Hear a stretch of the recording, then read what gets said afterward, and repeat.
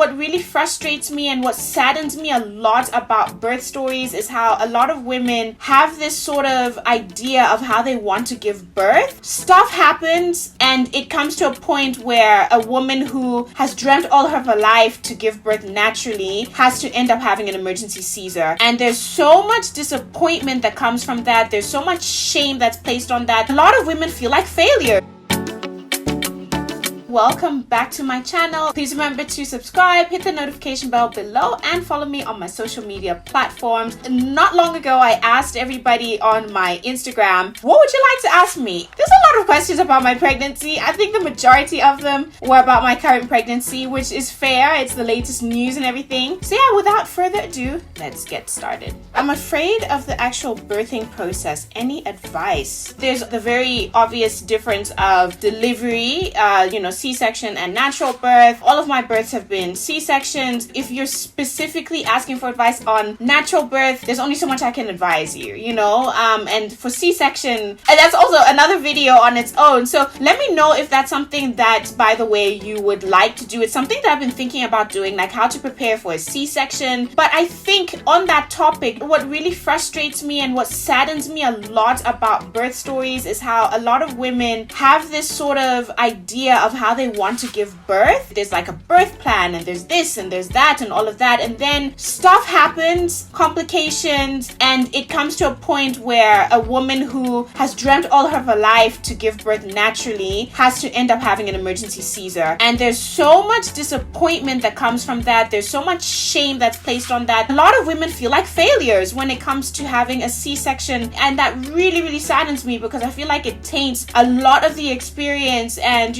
makes a lot of women feel like I'm not a mother. I've been told that because I'm a C-section mom. It's like, oh, you don't really know what it's like. And it's just like, but birth is birth, guys, and C-section births are no joke. It's not the easy way out, trust me. Having your abdomen cut open and having a whole human pulled out of it, 3 to 4, 5, 6 weeks of recovery. It's fine, I think, if you have an idea and you plan on it, but try not to place your entire worth and your value as a mother on the birth itself. I think if you keep in mind what the end goal is, and the end goal at the end of the day obviously is for you to have your baby healthy, alive, you to be healthy and alive, because I think a lot of the times people forget how dangerous, how life-threatening birth can be. It really is not guaranteed, and so I think if you try and keep that in mind, it will alleviate some of that pressure. Okay, coping mechanisms for dealing with a 6 and 2-year-old. Ooh, I'm not quite sure what that means exactly in terms of coping. I don't know. I need help here. Let me know if you understand that question. If you submitted that question, please elaborate. Drop a comment if you can relate and you're also puzzled and you want to know what I think and how I do things and stuff like that. Let me know. Are you going to stay as a family in South Africa? You have a beautiful country. Thank you. I don't know if this is a new follower of mine who doesn't really know a bit of our history or past, but my husband is South African, so that's why we're here. I'm originally from Tanzania, but yes, this is our home in that sense, that we are raising our family here and all of that. Having said that, we are not opposed to emigrating if there's anything that comes up in the future. Okay, top 3 things you love about Tanzania. Oh, only 3? Okay, my family is there. Technically, only my mom lives there, but that's where all of my brothers and sisters, that's where we all join to see each other. So that's home in that sense. That's massive for me. Number 2 is definitely the food. The food. Okay, I know everybody's always biased to, the food in their country, but honestly, even like friends who aren't Tanzanian and they've had like my mom's cooking or Tanzanian food, they're just like, this is really good. Like that was a huge thing that Kev also fell in love with. And then the third thing I would have to say, I love so much about it. The entire, just the weather, but the entire climate of it, like Tanzania, Dar es Salaam in particular, because that's where I'm from. It's so beautiful. It's on the coast. It's gorgeous. A lot of people don't even know that Zanzibar actually belongs to Tanzania. Zanzibar is an island in Tanzania. Okay, so if you know about Zanzibar, that's Tanzania. So it's just gorgeous. The beaches are beautiful. The climate's gorgeous. Yeah.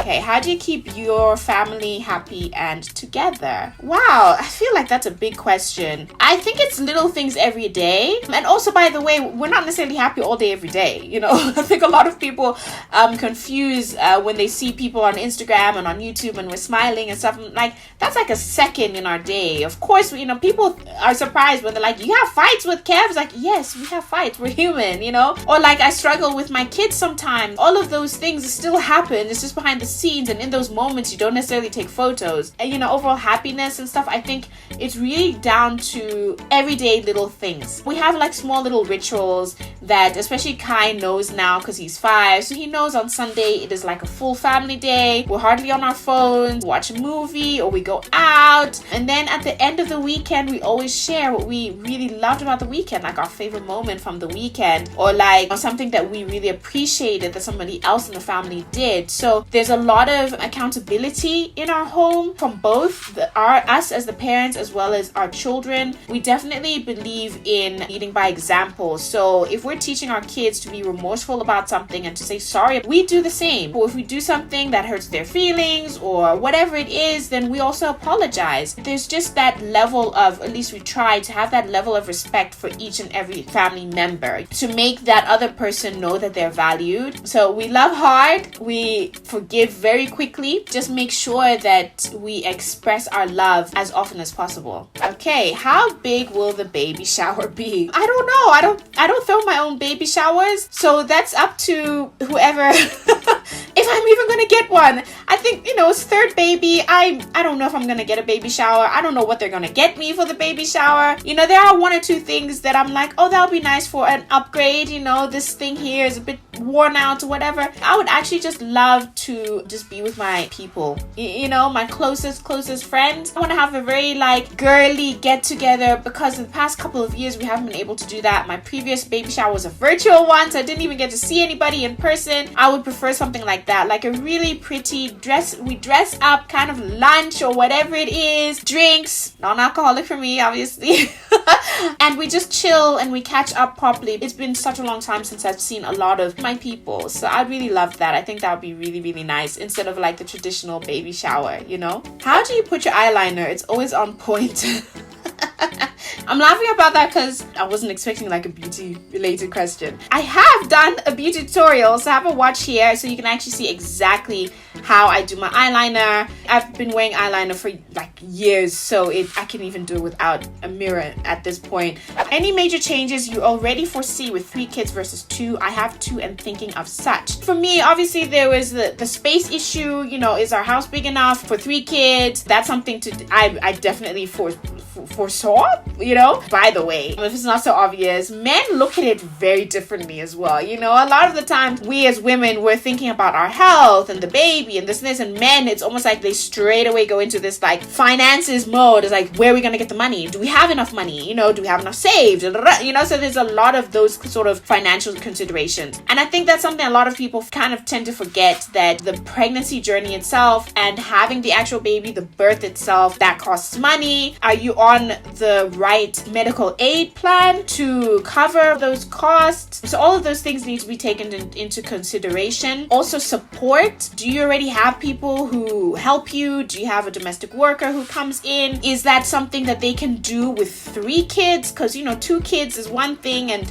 depending on their age gap is another thing. Having 3 kids, other things is the car. You know, my husband and I, we have one car. We share it between us because, you know, for him, he can commute to work on the how chain, and it has made sense for us to just have one car. Whereas now it's like, do we need a second car or do we need a bigger car? Because at the moment we have kids who all, you know, and with this new baby number 3 needs to be put in a car seat. So car seats are chunky and they're big and they need more space. Do we need to get a bigger car? Do we need to get another car?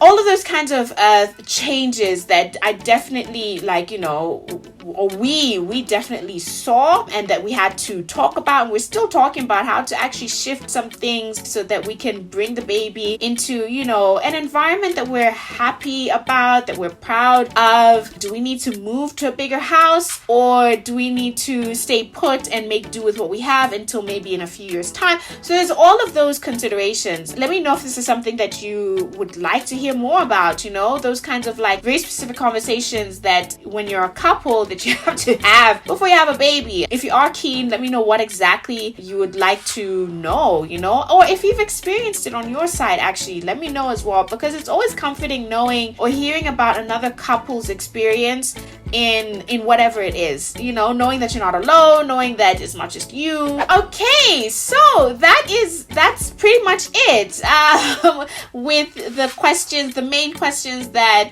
you submitted to me for this video. Thank you so much to everybody who sent in these questions. If you have any more, please drop a comment. If you have any like insights, anything to share about any of the topics that I went through, if you found this video helpful, please give it a thumbs up. If you haven't already, please subscribe, follow me on social media, and don't forget to hit that notification bell, because if you don't, you won't know when a new video is up and live, letting you know that I am sticking to the Wednesdays schedule for new videos, so do keep an eye out for that, and I'll see you in the next video.